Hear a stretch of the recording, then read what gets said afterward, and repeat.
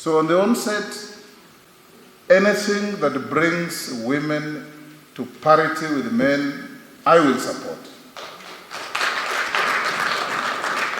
Regardless of who brings it or how it is brought, because like Obama said, you cannot win a game if you are playing with half of your team outside the field. You cannot have a team of the first 11 and you field 6 men and leave out 5 women, or field 5 women and leave out 6 men. You must have a team. So whatever you want us to do, as your speakers, you know the new constitution is very liberal. In the old days, only government brought legislation to parliament. No member. Eventually they loosened a bit, you have to bring a motion. The House must approve your motion. Then you have to go and draft a bill. And that bill again has to go through the AG, who can decide that it is not good enough and it dies there. Now, you can sit, generate an idea, draft a bill, and my office, and I have no doubt my brother's office, will give you everything you require to support you, research, financial services, everything for you to meet what you want.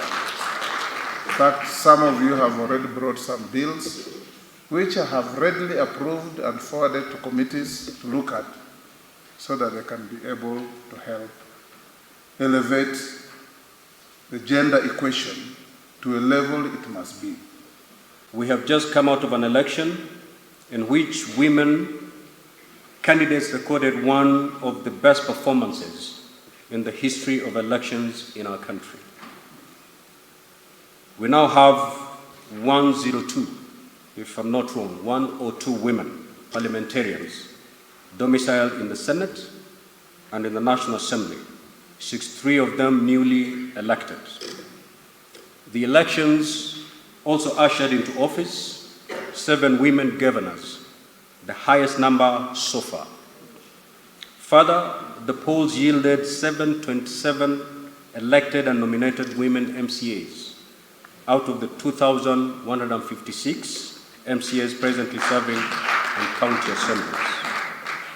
This feat continues to be celebrated across our political landscape, having been realized against numerous intimidating odds arrayed against the women candidates.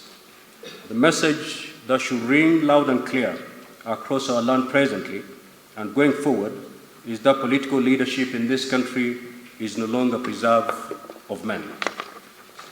Honorable members, as we gather here today, we must commend KEWOPA and its array of eminent partners for having walked this journey resolutely and with unflinching determination, ushering us to the point where we are today. Formed in 2001 by just 3 visionary women MPs in the 8th Parliament and registered under the Societies Act in 2007, KEWOPA currently has an impressive membership of 1 or 2 members in both the National Assembly and the Senate.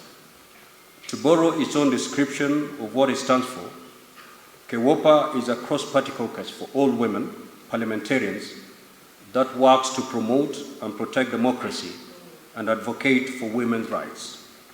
You, honorable members, bear witness to the fact that in all our duties at the Senate and its diverse committees and panels, women legislators play key roles and exercise their leadership potential to the fullest. This we shall continue to do as and when occasion demands. Inevitably, we must come to the consensus that unless women achieve equal status within governance and political structures, our efforts to strengthen the democratic base and expedite crucial social and political reforms will be hamstrung. These are the words of one of the most celebrated women leaders in the world, Margaret Thatcher. She said, if you want something said, ask a man. And if you want something done, ask a woman. I'm under no illusion that the membership of KEWOPA, we have leaders with the mental and wherewithal to make positive change in our society through action and not mere lip service. This is what it will take to make life better in our country, for the present generation, and for prosperity.